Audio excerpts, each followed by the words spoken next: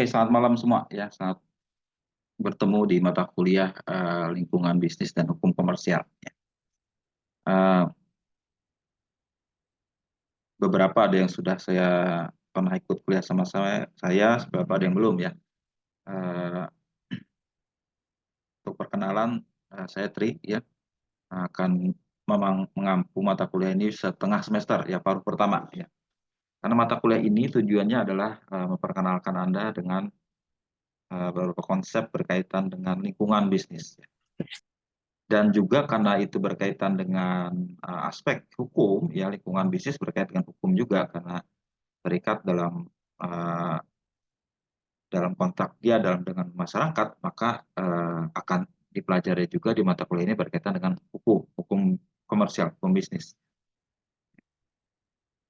Jadi ada dua pengajar, saya dan ada satu dosen dari yang punya latar belakang hukum yang akan melengkapi nanti di paruh kedua di semester ini.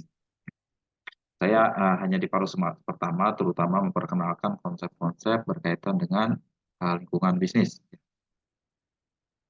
Nah, untuk itu perkuliahan kita online ya, untuk kelas yang ini ya, digabungan antara kelas akuntansi dan manajemen, ada yang dari akuntansi, ada yang dari manajemen ya, saya digabung di kelas ini ya. Dan ini berlaku untuk kedua jurusan, tidak ada bedanya karena aspek lingkungan bisnis juga berlaku untuk kedua jurusan ini. Oke, jadi ini konsep mata kuliah ini adalah memperkenalkan Anda dengan beberapa hal berkaitan dengan lingkup atau lingkungan dari suatu bisnis, ya, suatu organisasi bisnis. Di pertemuan hari ini saya hanya memperkenalkan, ya, memperkenalkan perkuliahan kita seperti apa, ya, kemudian kita masuk ke bab awal dulu sebagai pembuka, ya, nanti akan kita lanjutkan di pertemuan selanjutnya. Seperti Anda tahu bahwa perkuliahan semester ini berlangsung sampai 7 minggu ke depan ya, ditambah nanti dengan tes ya. Sebelum kita break sebentar untuk bulan Ramadan. Bulan Ramadan tidak ada perkuliahan, jadi kita break untuk di bulan tersebut ya. Nanti setelah bulan Ramadan dilanjutkan sama dosen lain. Jadi paruh pertama saya sengaja di 1,5 bulan ke depan ya sama saya, kemudian yang setengah lagi setelah Hari Raya Idul Fitri dilanjutkan sama dosen yang satu lagi untuk belajar di sesi kedua berkaitan dengan hukum. Ya, itu untuk diketahui. Eh, Harapan saya Anda bisa mengikuti kuliah ini dengan baik ya. Nanti ada beberapa penugasan tugas pendalaman itu, karena saya tidak bisa memantau Anda 100% mengikuti atau tidak kuliah ini, saya harus memberikan tugas kepada Anda ya. Bagi bentuk kuis di mana apakah Anda paham yang dipelajari ini. Jadi wajib Anda harus menjawab itu sebagai bentuk kelengkapan berkaitan dengan nilai tugas ya. Di samping juga kehadiran. Tugas juga ada selain kuis tiap minggu itu, ya kuis pendalaman, ada juga satu tugas besar nanti akan saya susun untuk Anda kerjakan sebagai pelengkap bagi mata kuliah ini. Saya mengharapkan Anda bisa kooperatif dengan kuliah ini ya. Beberapa pengalaman kami dengan mahasiswa kelas malam, seringkali mereka tidak kooperatif ya. Dan benar-benar memperhatikan perkuliahan hanya sambil lalu dan sebagainya, bahkan tidak ada sambutan apa yang sewajarnya lah gitu. Kami harapkan tidak seperti itu di mata kuliah ini. Dan saya amat sangat mendorong tersebut dan mengingatkan Anda sekalian untuk itu. Perlu diketahui juga bahwa karena ada kelemahan kami tidak bisa memantau Anda 100%, juga kami harapkan ada kejujuran ke inisiatif Anda pribadi untuk mengikuti perkuliahan ini, kemudian kesungguhan untuk mengikuti, karena memang kami tidak bisa memantau 100%, murni tergantung pada komitmen Anda untuk mengikuti mata kuliah ini. Kemudian juga karena kami menyerahkan sebagian besar proses pembelajaran pada diri Anda sekalian, itu juga diharapkan ada kesungguhan dan kejujuran ya.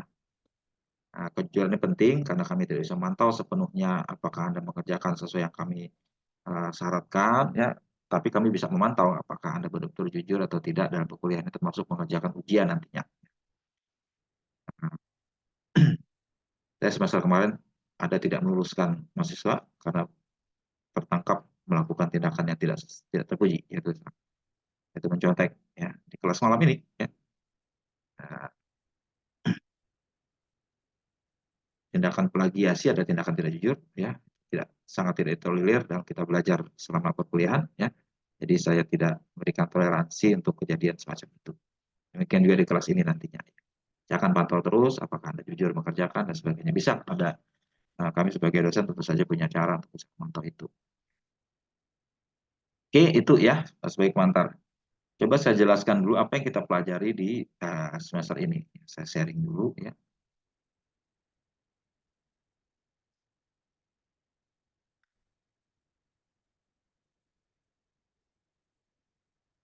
Bisa dilihat ya, nanti saya bagikan ya. Nanti saya buat, belum sempat saya buat ya, apa namanya, Google Classroom ya, nanti akan saya bagikan ya. Jadi ini bagian pertama ya, paruh pertama itu khusus untuk lingkungan bisnis, kemudian paruh kedua nanti aspek hukum komersial dalam bisnis. Untuk sesi bagian pertama ini kita berlangsung 8 pertemuan ya, yang pertemuan ke-8 terujian tengah semester ya. Kemudian ada 7 kali perkuliahan berkaitan dengan materi tertentu ya. Pertama hari ini pengantar ya, dan ada masuk juga mengenai konsep lingkungan bisnis pada hari ini kita pelajari di tahap pertama. Kemudian nanti ada kita mempelajari bagaimana mengelola isu publik dan hubungan dengan pemangku kepentingan. Perusahaan itu kan tidak berdiri sendiri, ada pihak-pihak lain di mana dia berhubungan. Bagaimana kita mengelola itu. Kemudian seringkali juga bisnis organisasi diharapkan ikut bertanggung jawab terhadap masyarakat. Itulah apa yang dinamakan corporate responsibility. Ya. Tanggung jawab sosial perusahaan pada masyarakat. Yang kita pelajari khusus hal tersebut ya. Dan ini menjadi topik yang yang cukup ramai di topik utama berkaitan dengan lingkungan bisnis. Anda harus memahami itu, masuk juga trennya seperti apa ya. Kemudian bagaimana melakukan pelaporan itu dalam bentuk pelaporan, di mana tidak hanya mereka melakukan program atau kegiatan berkaitan dengan tanggung jawab sosial, tapi juga mereka melakukan melaporkan dalam bentuk laporan, terus apa yang sudah mereka lakukan pada masyarakat. Ini juga berkaitan dengan tanggung jawab perusahaan untuk melakukan disclosure atau pengungkapan kepada masyarakat. Ya. Itulah apa yang sekarang dikenal dengan sustainability reporting.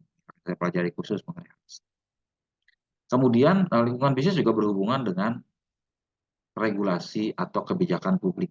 Ya, bagaimana organisasi bisnis berhubungan dengan masyarakat, dengan pemerintah, dengan pembuat kebijakan. Bagaimana hubungan dengan lingkungan politik, itu akan kita jelaskan khusus nanti ada mengenai bisnis dan kebijakan publik. Kemudian bagaimana hubungan bisnis dengan lingkungan alam. Nah, lingkungan alam itu berkaitan dengan apa yang disebut dengan sustainability, keberlanjutan. Ya, itu akan kita pelajari khusus apakah bisnis mampu support terhadap sustainability di masyarakat ya. Bagaimana mengelola lingkungan alam ya dan sebagainya harus kita bahas juga di situ. Kemudian di pertemuan terakhir sebelum UTS kita akan membahas bisnis dan pemangku kepentingan dalam artian luas ya. Baik itu pemegang saham, konsumen, karyawan, pemasok maupun masyarakat. Nah, ini garis besar perkuliahan kita selama 1 semester ke depan ya. Di sesi kedua berkaitan dengan hukum, aspek hukum itu akan khusus dipelajari sama dosen lain, tapi garis besarnya juga saya tuliskan di sini, yaitu hukum dan perjanjian dan perikatan, aspek badan usaha dan tata kelola perusahaan, kemudian berkaitan dengan kepailitan dan penundaan pembayaran utang, kemudian aspek hukum keuangan dan investasi, kemudian pelindungan konsumen, kemudian pelindungan hak kekayaan intelektual, dan juga penyelesaian kalau ada sengketa berkaitan dengan bisnis. Itu khusus dipelajari dalam sesi kedua nanti. Ya. Oke, itu garis besar kuliah nanti akan saya lengkapi ini dan akan saya upload nanti di Google Classroom, nanti akan saya sharing linknya. Jadi materi perkuliahan akan ada di sana, tolong Anda bisa masuk ke sana begitu diundang dan juga bisa mengakses bahan materi perkuliahan dan juga tugas dan lain sebagainya di website tersebut. Oke, itu ya berkaitan dengan garis besar perkuliahan. Nah, bukunya yang kita pakai, saya pakai buku textbook ya, ya. Nggak usah takut bukunya bahasa Inggris, tapi ini mudah saja diakses. Nanti akan saya upload juga di Google Classroom bukunya ini. Saya mengambil bahan nanti dari buku ini. Buku Business and Society, Stakeholder Ethics and Public Policy oleh Anne Lawrence dan James Weber. Memang sebagian besar kalau saya kuliah menggunakan teks bahasa Inggris karena saya harus cari state of mind, perkembangan terakhir seperti apa, dan itu biasanya dari buku dari luar negeri. Jadi saya bagikan, Anda bisa baca ya. Dan nggak usah kaget ya, Anda sebagai sudah di zaman now sekarang ini harus bisa punya akses terhadap bahasa internasional, yaitu bahasa Inggris. Jadi tadi yang garis besar saya kemukakan di muka tadi, saya ambil semuanya bukunya, bahannya dari sini ya. Pertemuan hari ini masih bab 1, pertemuan minggu kedua bab 2, 3, kemudian selanjutnya lompat ke bab 7 dan 8, kemudian lompat lagi bab 9, 10, dan nanti di pertemuan terakhir digabung semua berkaitan dengan stakeholder atau pemangku kepentingan di pertemuan terakhirnya dari bab 13 sampai 18. Ada saya tulis nanti di situ, dan Anda bisa baca bukunya dari sini, dan saya ambil semua bahan dari buku ini.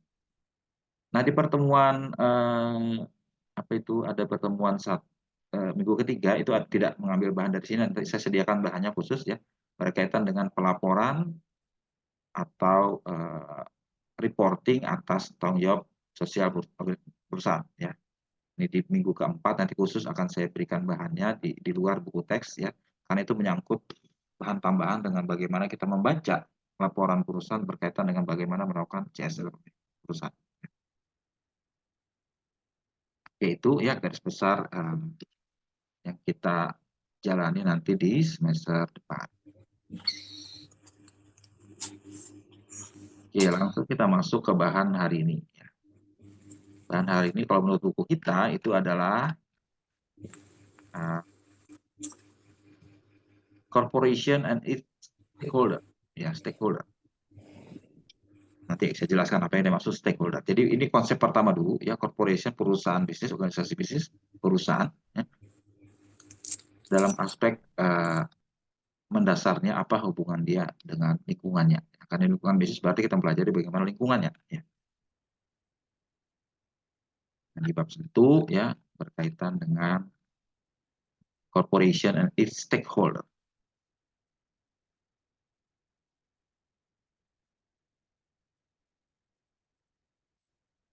Jadi saya perkenalkan dulu, nanti Anda bisa pelajari lebih lanjut ya setelah saya bagikan bahannya.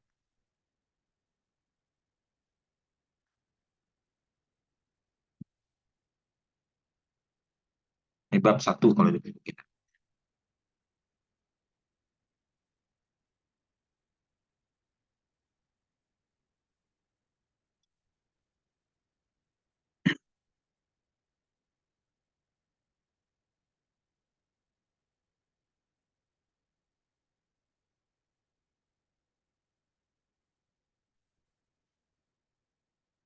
Jadi organisasi bisnis, apa yang dimaksud organisasi bisnis? Ya,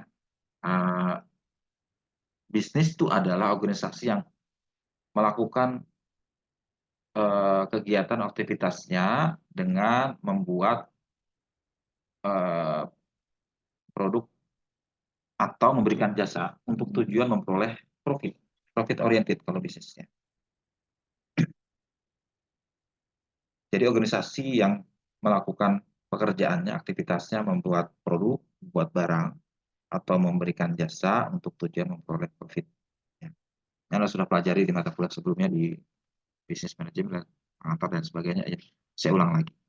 Nah, society atau masyarakat itu adalah orang atau struktur sosial yang mereka bentuk secara kolektif.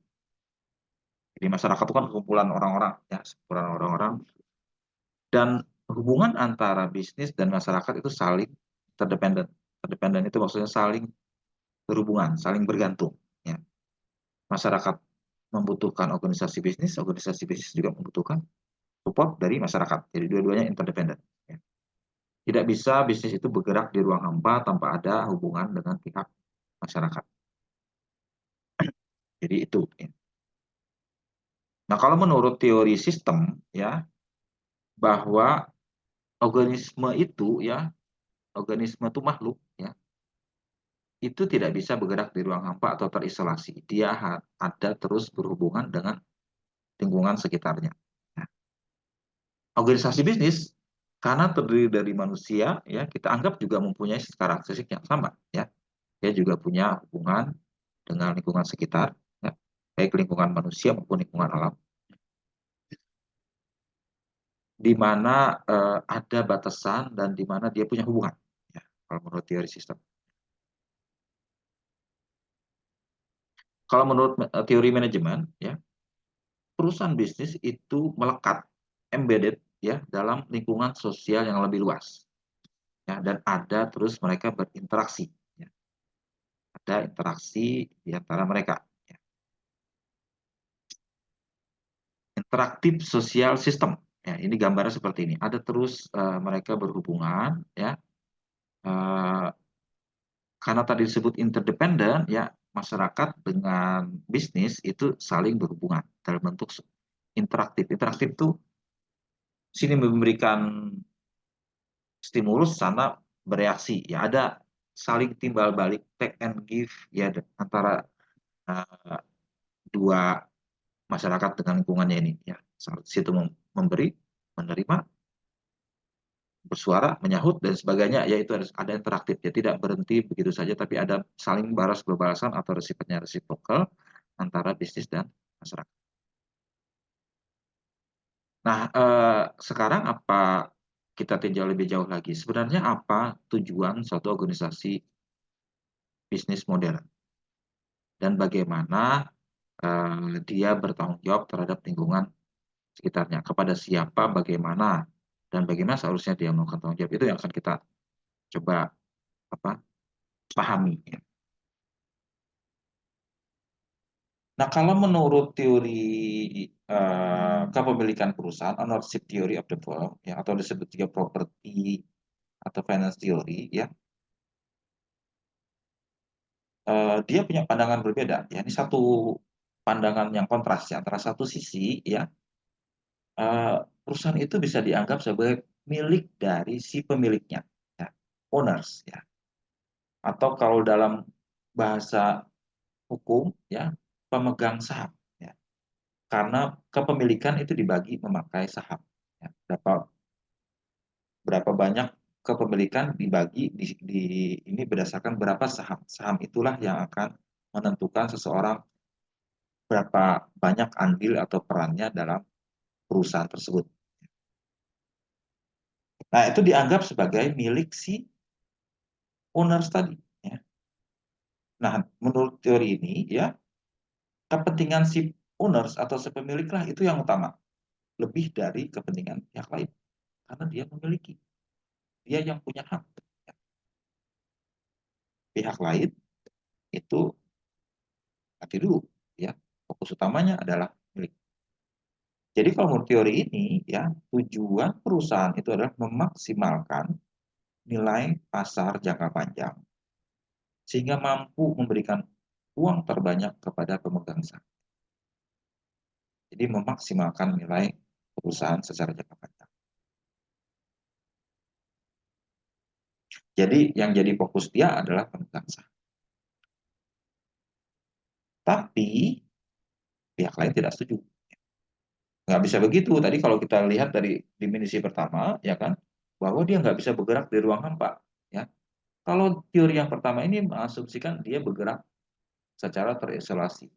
Oke lah, dia kemudian setuju. Kita nggak terisolasi, tapi katanya yang paramount, yang utama adalah pemegang saham. Yang lain nanti dulu. Ya. Karena menurut hukum yang punya hak adalah dia. Yang lain tidak punya hak. Ya, gitu. Nah, pihak lain nggak setuju dengan pendapat itu. Perusahaan itu bukan hanya untuk berdiri untuk dia sendiri, tapi juga menciptakan nilai untuk masyarakat. Ya. Dia punya tujuan yang lebih luas dari sekedar hanya memperkaya diri sendiri, tapi juga harus menciptakan, memberikan sumbangsi atau nilai kepada masyarakat.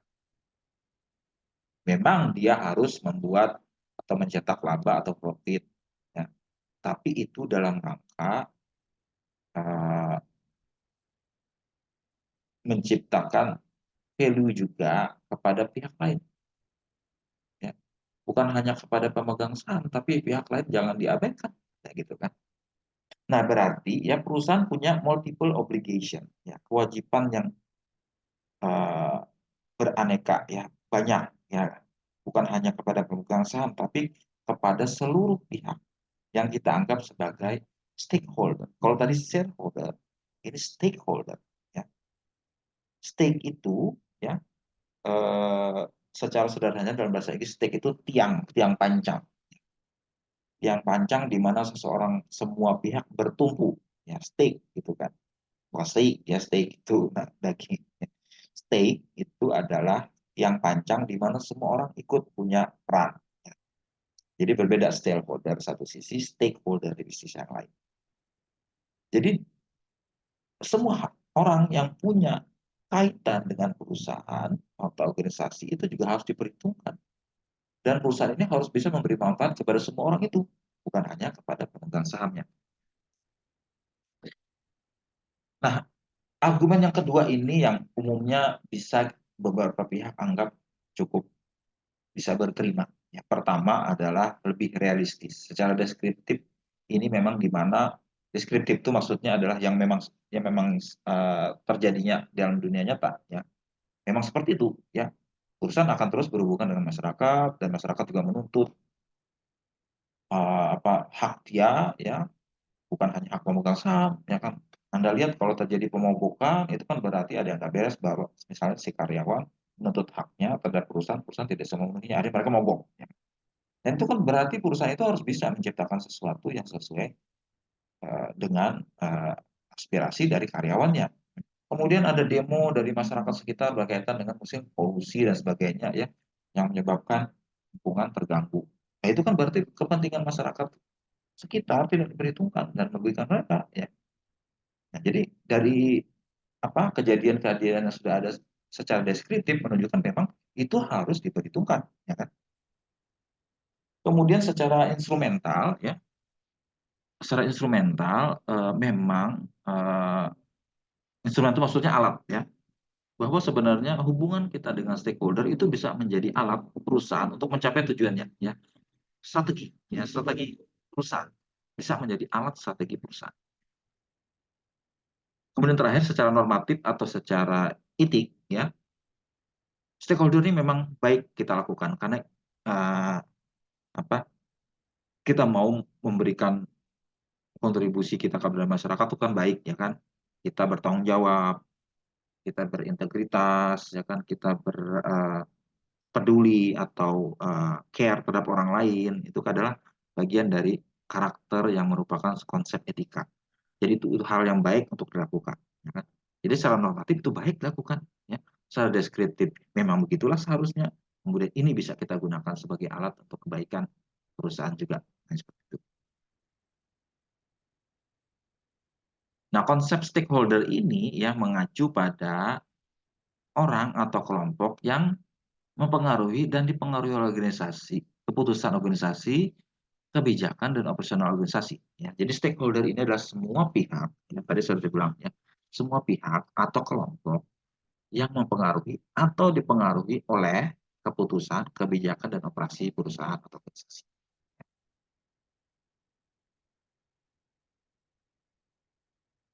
Stake itu sendiri saya bilang tadi adalah kepentingan, ya dalam bahasa Indonesia dinamakan kepentingan, pemangku kepentingan. Ya. Nah, jadi kalau satu sisi pemegang saham, ya shareholder kita terjemahkan pemegang saham. Tapi kalau stakeholder kita terjemahkan sebagai pemangku kepentingan. Orang yang punya kepentingan terhadap perusahaan. Dan jadi bisnis itu melekat pada jaringan yang melibatkan banyak kelompok seperti juga stake tadi itu.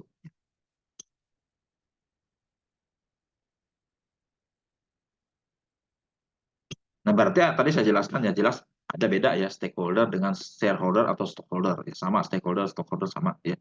Tidak sama. Ya, ada pihak lain yang tidak mesti adalah pemegang saham yang juga perlu ikut terlibat sebagai pemangku kepentingan. Mirip ya, shareholder, stakeholder, tapi sebenarnya itu bukan berbeda. Stockholder hanya satu bagian saja dari stakeholder keseluruhan. Stakeholder itu sendiri bisa dibagi dua kategori, ya. Ada yang market stakeholder berkaitan dengan pasar di mana perusahaan melakukan transaksi, dan juga ada yang non market stakeholder. Perusahaan tidak langsung berhubungan dalam bentuk transaksi ekonomi tertentu. Ya, market stakeholder itu adalah yang berkaitan dengan transaksi ekonomi, ya. di mana terlibat dalam transaksi ekonomi dengan perusahaan, ya.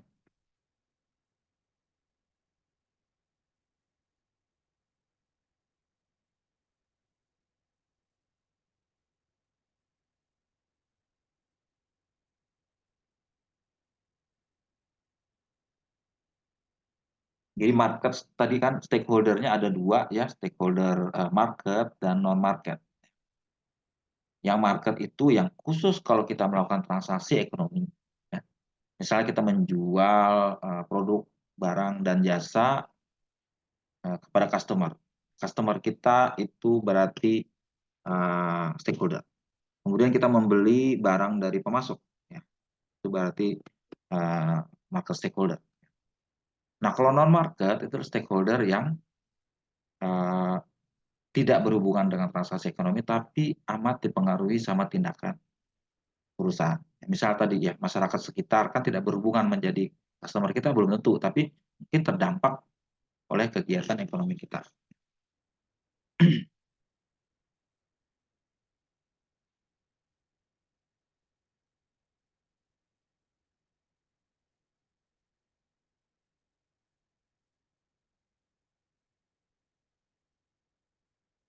Ya, bisa dilihat gambar ini ya.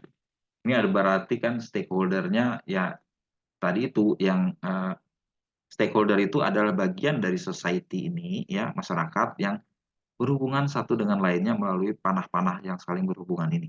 Ya.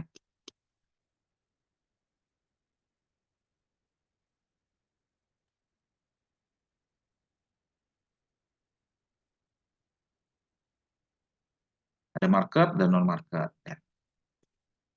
Ada juga internal, ada eksternal. Internal berarti di dalam perusahaan, ada yang di luar perusahaan. Ya, eksternal dan internal. Nah, jadi ini kita bagi dua seperti ini ya. Ada yang market, ada non market, ada yang internal, ada yang eksternal. Ya. Yang market tapi internal itu bisa berhubungan dengan karyawan. Ya. Ada transaksi ya kan. Transaksi kita bayar gaji ke mereka ya kan, itu berarti transaksi ya kan, tapi orangnya di dalam perusahaan, bayar gaji, bayar tunjangan, bayar bonus dan sebagainya ya. Nah, untuk yang eksternal tapi market itu ada pemegang saham ya, karena kita bayar pemegang saham memiliki perusahaan dan dia setor sebagai pemegang saham, ya jelas ada transaksi kan di situ. Si customer itu beli barang dari perusahaan, si kreditor memberikan modal kepada perusahaan, supplier itu adalah di mana tempat kita beli barang ya. Dan juga mungkin ada pihak-pihak lain yang berbantu kita dalam penjualan, misalnya distributor atau retailer yang juga berfungsi membantu perusahaan, dan situ ada transaksi ekonomi di situ. Dan yang eksternal ya itu hampir semuanya non market ya. Ada maksudnya non market itu hampir semuanya eksternal, tidak ada internal. Misalnya pemerintah kan kita tidak melakukan transaksi tertentu ya kan. Kalau kita bayar pajak itu biasanya dianggap sebagai kewajiban, bukan transaksi itu ya. Kemudian masyarakat sekitar ya, communities ya.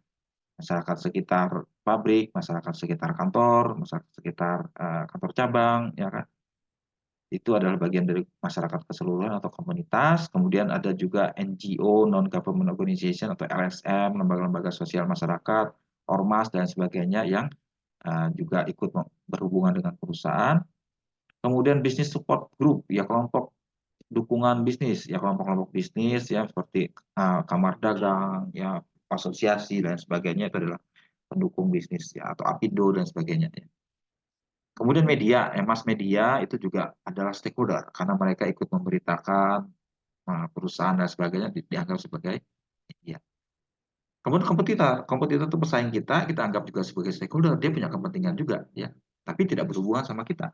Kenapa dia ikut kepentingan? Karena mungkin dia juga terdampak sama kegiatan kita. Misal ya, kita menurunkan harga, persaing merasa dirugikan sehingga persaingan kita nggak sehat. Itu kan juga mereka berkepentingan sebagai stakeholder karena mereka juga bergerak dalam pasar yang sama ya, sedikit banyak satu pihak A akan mempengaruhi juga pesaingnya pihak B ya, pihak B melakukan sesuatu, dia melakukan sesuatu juga, jadi dia ada kepentingan tapi tidak berhubungan secara langsung. Antara satu perusahaan dengan perusahaan lain biasanya kalau bergerak dalam industri yang sama, menjual barang atau jasa yang sama, mereka jelas akan menjadi kompetitor atau rival. Ya. Kompetitor itu amat, kalau kita belajar strategi perusahaan harus kita perhatikan gerak kompetitor seperti apa gitu. Bagaimana kita antisipasinya ya. Bahkan ada yang menganggap kita melakukan perang ya dengan pesaing. Perang harga ya, perang perang apa itu, perang diskon atau perang iklan dan sebagainya bisa terjadi ya dengan pesaing kita.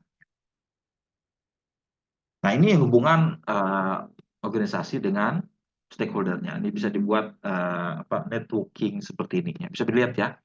Nah, mudah-mudahan layar bisa ditangkap semua. Kalau nggak ketangkap, tolong kasih tahu ya. Jadi organisasi bisnis berhubungan dengan employee, karyawan. Berhubungan juga dengan lembaga. Bisa kelihatan? Bisa, Pak. Oke. Bisa, Kelihatan, Pak. Pak. Non-government organization misalnya ya berkaitan dengan karyawan, misalnya serikat buruh ya. Apa serikat pekerja itu kan juga adalah berhubungan dengan karyawan, tapi juga ikut mempengaruhi dan dipengaruhi oleh kebijakan perusahaan. Kemudian di konsumen itu ada juga yang membela konsumen, ya. Misalnya lembaga apa itu konsumen Indonesia, LKI ya, Yayasan Lembaga Konsumen Indonesia itu berkaitan dengan produk-produk perusahaan yang merugikan konsumen, dia akan bergerak membantu perusahaan. Tapi dia tidak berhubungan langsung dengan perusahaan, tidak ada panah antara NGO tadi dengan perusahaan. Ya. Panah ini adalah berkaitan dengan hubungan kita dalam transaksi ekonomi. Atau hubungan yang sifatnya langsung, supporting sifatnya. Ya kalau tadi karyawan berhubungan dengan serikat buruh, customer berhubungan dengan lembaga layanan konsumen, ya kan. Kemudian juga ada hubungan dengan pemerintah. Ya, pemerintah ini ada garisnya karena kita bayar pajak, pemerintah itu, ya kan. Perusahaan akan bayar pajak. Dan juga pemerintah juga mengatur ke apa non government tadi itu ya, yang ormas-ormas tadi itu, misalnya tadi serikat buruh, serikat pekerja itu juga biasanya terlibat dengan pemerintah, misalnya Depnaker atau dinas Disnaker ya. Kalau terjadi sesuatu pemerintah juga ikut turun tangan biasanya ya. Atau berkaitan dengan produk ya, produk tertentu ya itu ada regulasinya, misalnya berkaitan dengan produk-produk yang cukup berbahaya, misalnya obat atau makanan tertentu ya, pemerintah juga atur di situ ya. Kemudian dengan supplier itu di garis bawah ini ya, supplier itu juga berhubungan, tapi supplier ini juga bisa berhubungan dengan kompetitor karena dia bisa menjual barang yang sama kepada kompetitor kita sebagai input atau bahan baku. Customer juga bisa berhubungan dengan kompetitor karena dia bisa membeli barang bukan hanya dari kita tapi juga kesaingan kita ya, kompetitor kita. Kreditor juga sama, bisa berhubungan dengan kita, bisa berhubungan dengan kompetitor kita. Tapi kalau pemegang saham atau stakeholder hanya kepada perusahaan saja karena dia pemegang saham perusahaan kita. Seperti ini kaitannya ya. Jadi transaksi ekonomi dan maupun hubungan kerjasama tertentu bisa dikaitkan dengan gambar atau panah. Nah, dan karena kita sekarang sudah tahu bahwa perusahaan harus bergerak untuk mengelola seluruh stakeholder, ya. Maka kita juga harus melakukan analisis, ya, analisis stakeholder. Ya, manajer yang baik itu memahami betul bagaimana lingkungan bisnis dia dan dia melakukan analisisnya. Jadi analisis ini ya merupakan proses di mana manajer itu mengidentifikasi stakeholder yang relevan siapa saja, kemudian menganalisis apa kepentingan dan seberapa besar kekuatan mereka. Ya. Jadi dalam analisis ini kita menanyakan 4 pertanyaan. Siapa stakeholder yang relevan? Apa kepentingan tiap stakeholder itu? Ya. Kemudian seberapa kuat mereka? Ya, kuat ini maksudnya seberapa besar dayanya mendesakkan sesuatu berkaitan dengan kebijakan perusahaan. Ya. Dan bagaimana koalisi ya kerjasama di antara mereka ya dan maupun dengan perusahaan akan bisa dibentuk. Ya, itu koalisi ya, koalisi maksudnya kerjasama demi kepentingan bersama. Ya. Nah ini ya siapa yang relevan ya. Tadi kita sudah tahu kategorinya ya, stakeholder itu ada yang market, ada yang non market, ada yang internal dan eksternal. Nah, sekarang kita coba ketahui dulu siapa sebenarnya. Tiap organisasi atau tiap perusahaan mungkin punya stakeholder yang berbeda-beda. Ya. Itu harus coba dikenali atau diidentifikasi. Dan juga eh, men, me, mengetahui juga mana yang relevan. Ya, ada yang tidak relevan, ada yang sangat relevan. Ya. Dan ini harus dicoba identifikasi dengan baik.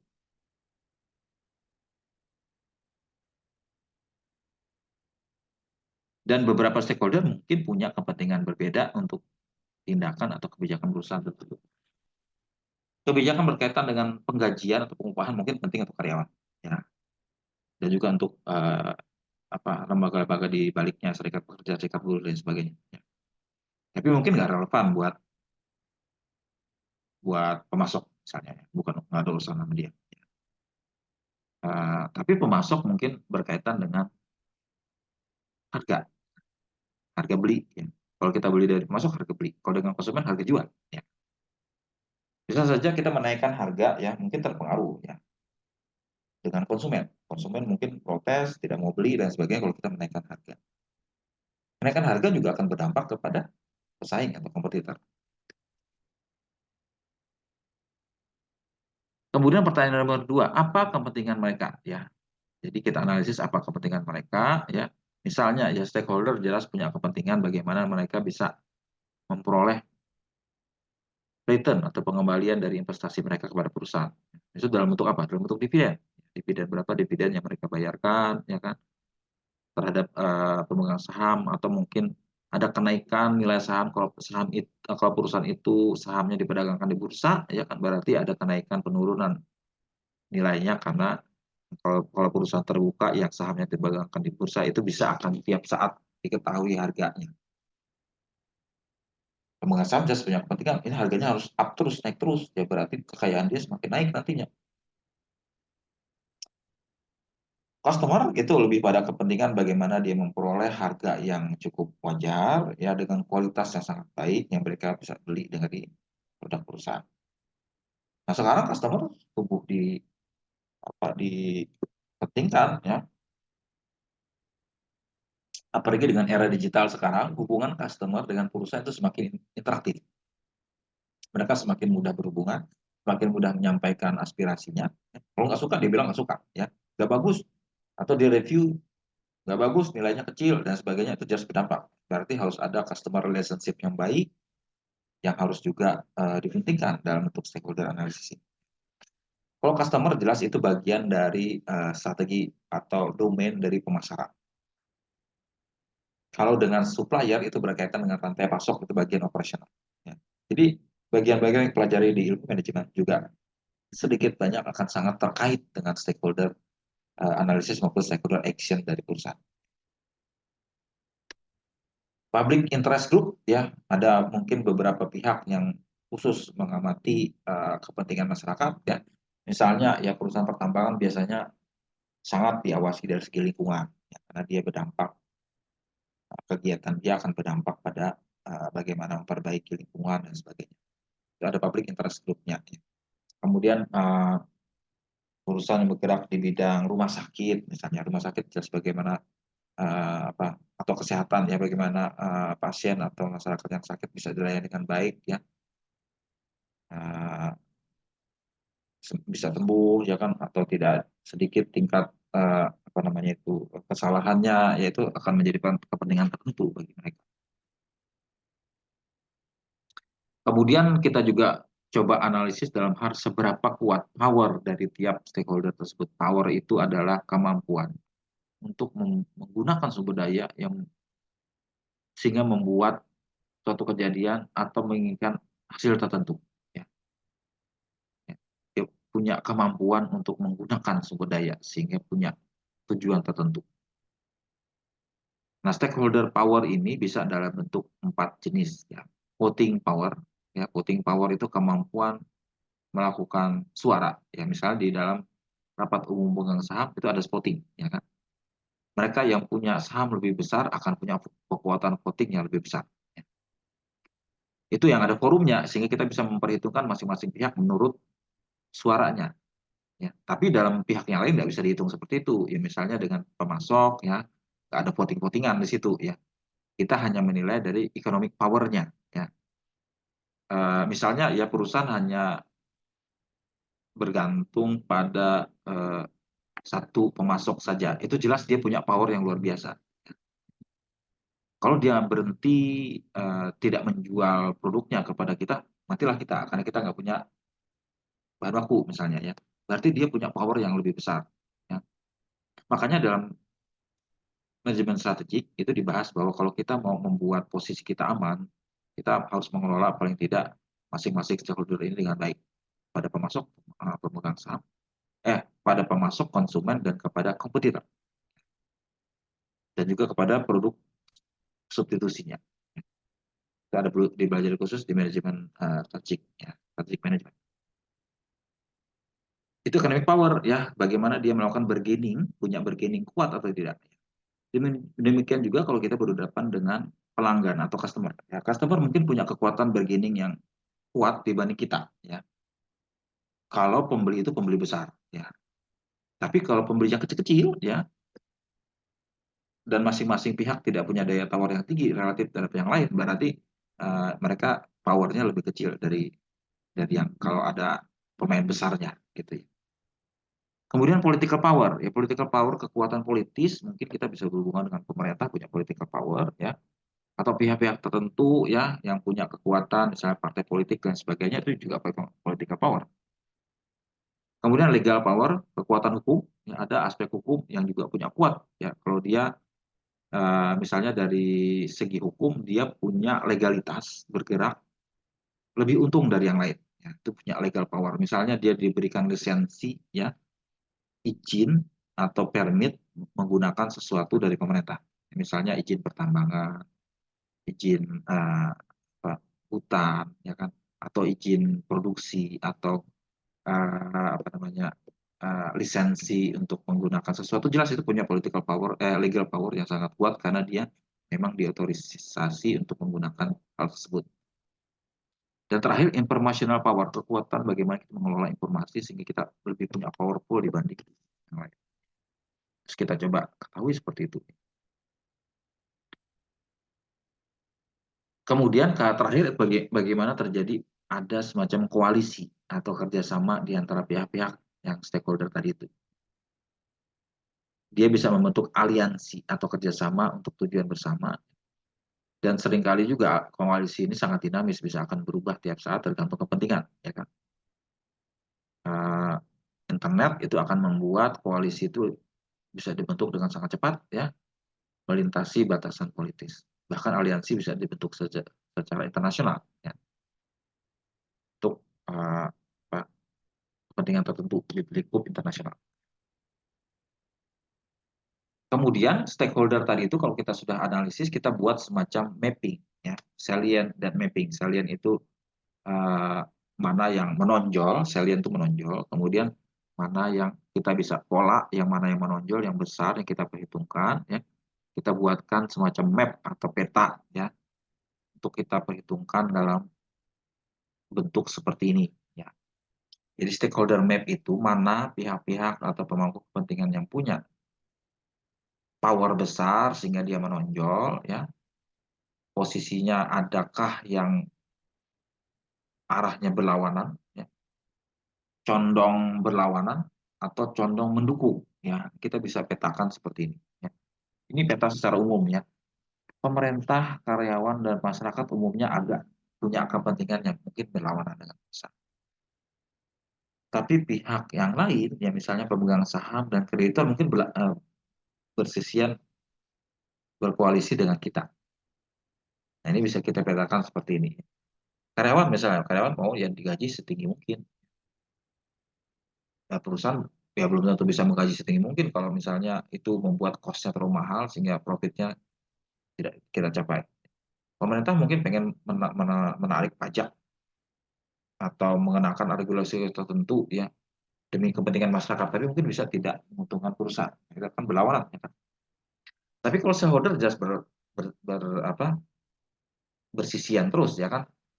dia mau perusahaan semakin banyak profitnya, dia juga sama untung, ya kan. Kreditor juga kalau perusahaan untung, dia kan juga akan merasa aman karena utang dia akan mampu dibayar, seperti itu.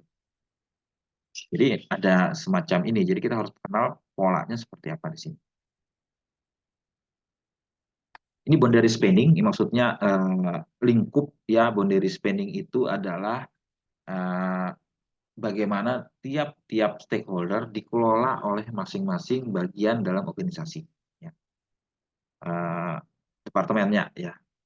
Misalnya hubungan dengan stakeholder itu jelas adalah biasanya diurus oleh bagian yang namanya investor relation atau sekretaris perusahaan, corporate secretary. Ya, dia akan berhubungan melayani kepentingan si pemegang saham stakeholder.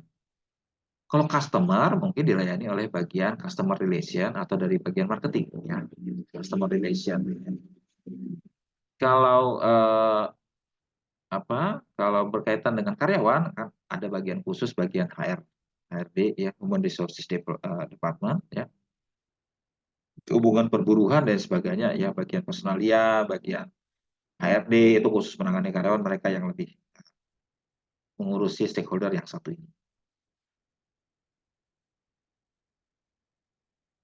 Kemudian pemerintah itu mungkin ada bagian khusus yang hubungan humas ya, bagian public affair, bagian hubungan pemerintah dengan masyarakat ya kan.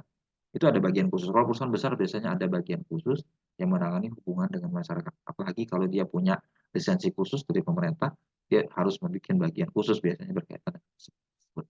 Termasuk melakukan lobby, melakukan asosiasi dengan pihak-pihak lain ya, atau grassroots mobilization, menggerakkan akar rumput yang untuk ini berhubungan dengan pemerintah, bisa jadi seperti itu. Kemudian community itu bisa ada bagian yang khusus menangani community relation, hubungan kemasyarakatan ya, atau CSR ya.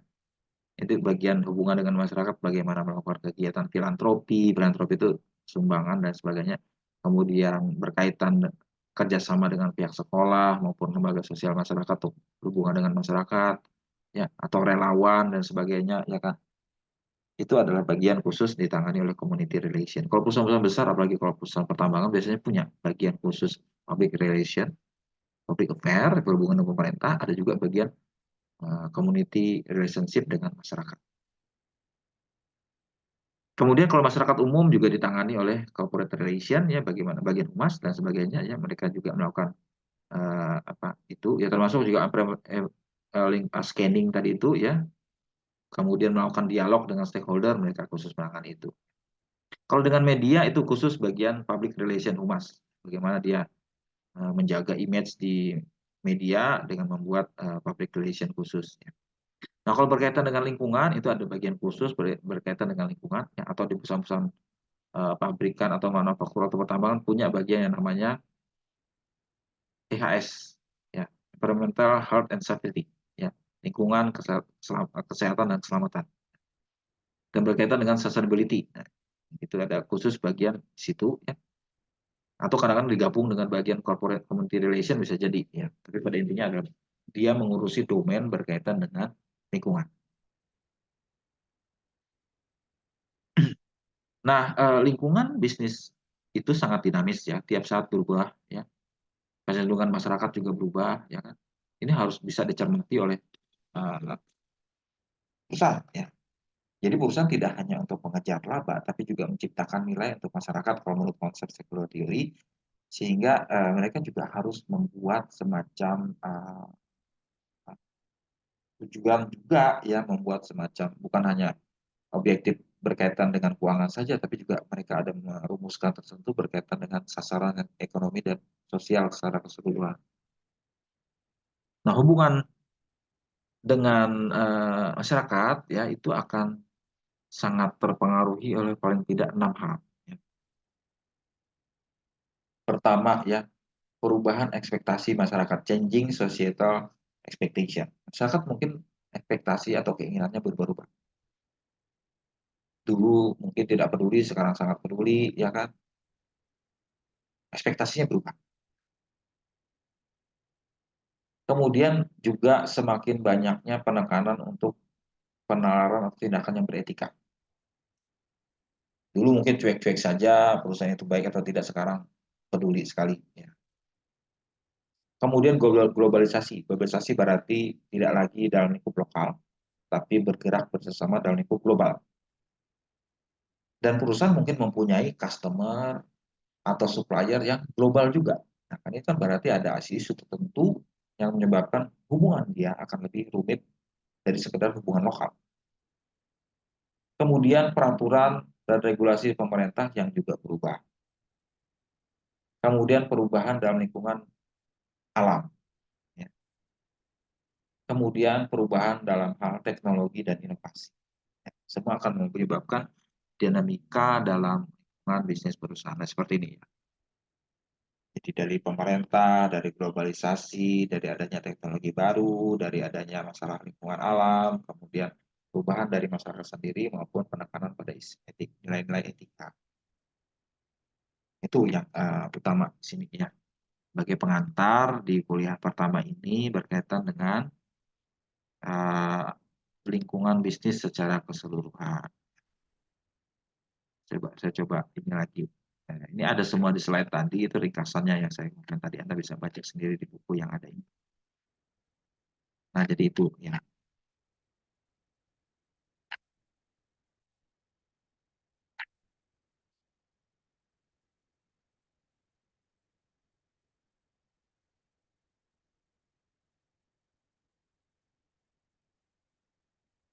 Nah, ini rinciannya ya, power tadi itu ya, tiap-tiap stakeholder punya power, itu ini ada seperti ini yang Anda bisa baca di sini ya. Eh, Sifat dari powernya bisa dilihat seperti itu. Ini mapping ya, mappingnya ini untuk tiap-tiap stakeholder ya. Dan ini ada yang disebut koalisi tadi ya, kalau ada saling mendukung atau saling tidak ya, ada koalisi. Ya tadi sudah kita bahas ya, ini kekuatannya yang akan bergerak satu dengan lainnya. Oke, itu ya sepintas untuk hari ini ya. Hari ini masih perkenalan ya kan, tidak saya bahas terlalu banyak ya, ini hanya mengenalkan konsep dasar berkaitan dengan lingkungan bisnis usaha. Nanti saya janji akan saya buatkan ini bahan juga saya sharing di sana, saya nanti coba Anda pelajari sisanya. Oke, ada pertanyaan? Belum ada, Pak.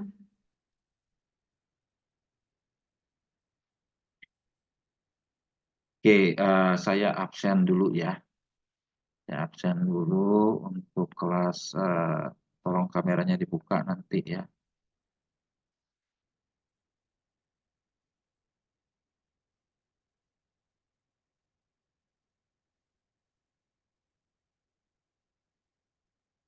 Nah, saya harus tahu kalian, paling tidak kalian tampilkan banyak ya kuliah. Supaya saya, kelas malam ini saya sering nggak kenal karena tidak pernah ketemu muka langsung. Ya.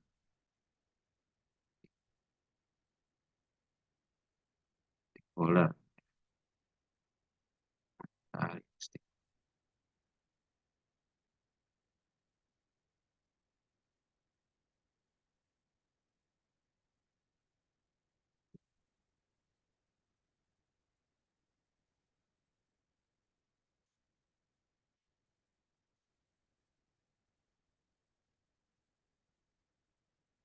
Septi Aulia Putri ada? Septi Aulia Putri, kalau nggak menyahut, tidak saya anggap hadir ya. Kalau saya panggil, Hadir. tolong kamera dibuka. Hadir.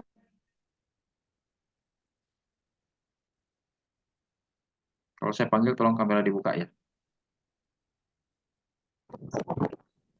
Hadir. Septi Aulia Putri hadir. Novia Anggra ini Hadir, Pak. Mardaniati. Kemir. Hadir, Pak. Kamera saya lagi bermasalah, Pak. Oh ya. Mohon maaf. Ahmad Rijali. Hadir, Pak. Ya. Ya. Fiona Limanto. Fiona. Hadir, Pak. Yuen Jiolin Vivionata. Hadir, Pak.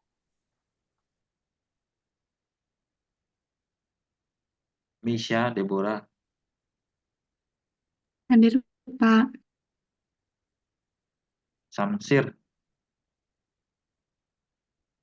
Ada Samsir? Hadir, Pak. Ya. Nur Anissa.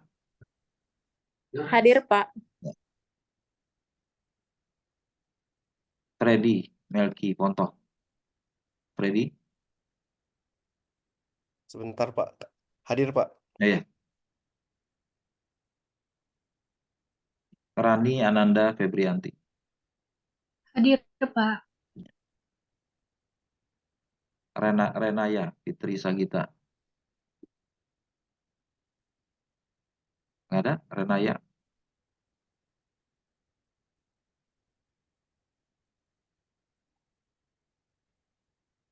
Rizaldi Ahmad Ramadan. Rizaldi. Hadir, Pak. Hadir. Ya.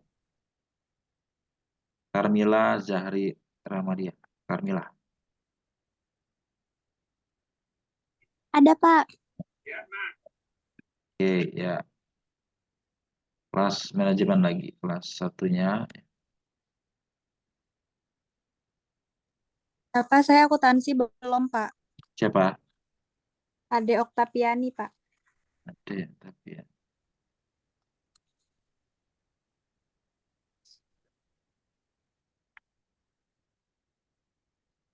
Nah, ada namanya ya. Nanti mungkin dicek kembali ya. Mungkin belum masuk ke siakat kah? Iya, Pak. Nah, nanti dicek lagi ya. Saya tulis aja dulu.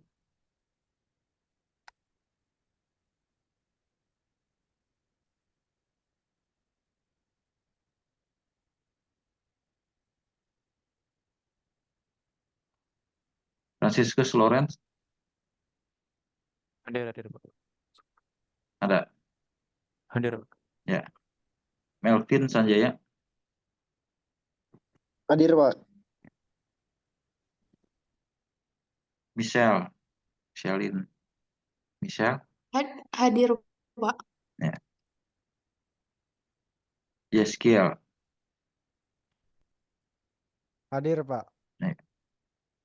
Oke, ada yang belum dipanggil? Saya, Pak. Saya Siapa? Agustinawati. Agustinawati. Oke, yang tidak saya panggil tadi tolong absen di WA grup aja. Tadi belum saya panggil, nanti saya konfirmasi di WA kenapa namanya belum masuk. Oke, Pak. Ya, nanti tulis nama di WA ya. Di hari ini. Yang lain sudah Baik, saya Pak. absen semua. Oke, ada pertanyaan sebelum saya akhiri? Oke. Nggak ada, berarti nanti komunikasi lewat WA aja untuk selanjutnya, dan saya infokan bahan dan sebagainya di WA ya. Untuk minggu mendatang juga saya akan komunikasikan tiap ini ke WA grup di kelas kita. Ya. Oke, kalau tidak ada pertanyaan saya akhiri ya. Terima kasih atas perhatiannya di kuliah malam ini. Sampai ketemu di minggu depan. Makasih, Pak. Terima kasih, Pak. Selamat malam. Terima kasih, Bapak. Ya, saya akhiri.